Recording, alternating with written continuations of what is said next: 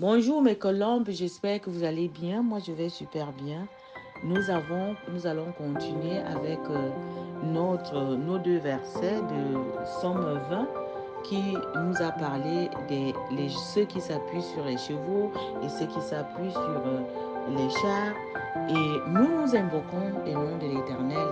Et la précédente vidéo, je me suis arrêtée là où je disais que dans les difficultés, les moments difficiles dans notre vie, il y a beaucoup de façons, c'est-à-dire que nous cherchons souvent de l'aide.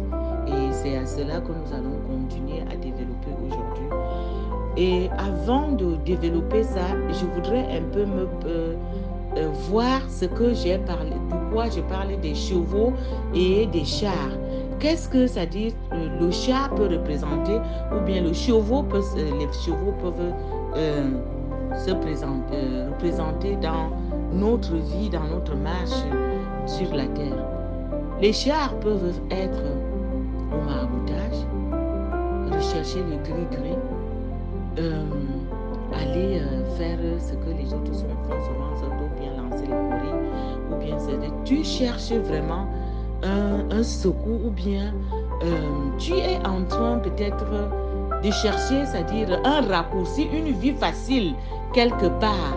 C'est-à-dire même comme peut-être la situation ne t'arrange pas, mais comme ça dit, ça te fait vivre. C'est-à-dire tu es obligé de supporter cela. Voilà un peu, c'est-à-dire ce que je veux considérer ici comme char ou bien chevaux. C'est-à-dire les appuis, c'est-à-dire qui n'ont pas de sens. Mais la Bible nous interpelle et dit que quand les autres, c'est-à-dire ne soient pas les autres là qui s'appuient sur les chars, qui s'appuient sur les chevaux, mais toi, pendant les moments difficiles, tu dois d'abord rester calme. Va dans un moment, c'est-à-dire reste calme et tu invoques le nom de l'Éternel. Tu t'appuies sur le nom de l'Éternel. La Bible nous rappelle ça par exemple dans l'histoire de Goliath et David. Goliath avait, c'est-à-dire c'est quelqu'un qui était géant, il faisait peur, il était fort et tout et tout. Et même le peuple Israël a eu peur parce que c'est-à-dire c'est quelqu'un, c'est-à-dire qui menaçait les peuples. Mais David dit quand il va à la rencontre de ce monsieur, non seulement il était un gamin, c'était un jeune garçon avec la fronde et la pierre. Goliath lui a dit que tu viens avec moi, a dit vers moi avec les pierres et une fronde. David lui a dit que moi je viens vers toi au nom de l'Éternel que tu as insulté. Est-ce que vous voyez un peu? C'est ce que David a dit. Je viens vers toi au nom de l'Éternel que tu as insulté et nous savons le résultat. Mes chers colombes, quand vous êtes dans les difficultés, appuyez-vous sur l'Éternel et vous aurez le succès.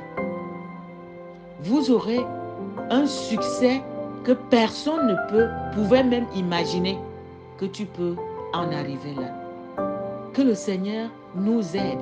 Parfois, ce n'est pas facile. Tu te dis que tu vas t'appuyer sur l'Éternel, mais les gens viennent te montrer des chemins très faciles, des raccourcis. Avec le Dieu, il n'y a pas de raccourci. Tu dois aller avec le Seigneur pas à pas. Chez nous, en Héron, on dit souvent que la pierre de Dieu n'écrase pas vite, mais elle écrase lentement. Mais le résultat est rassurant.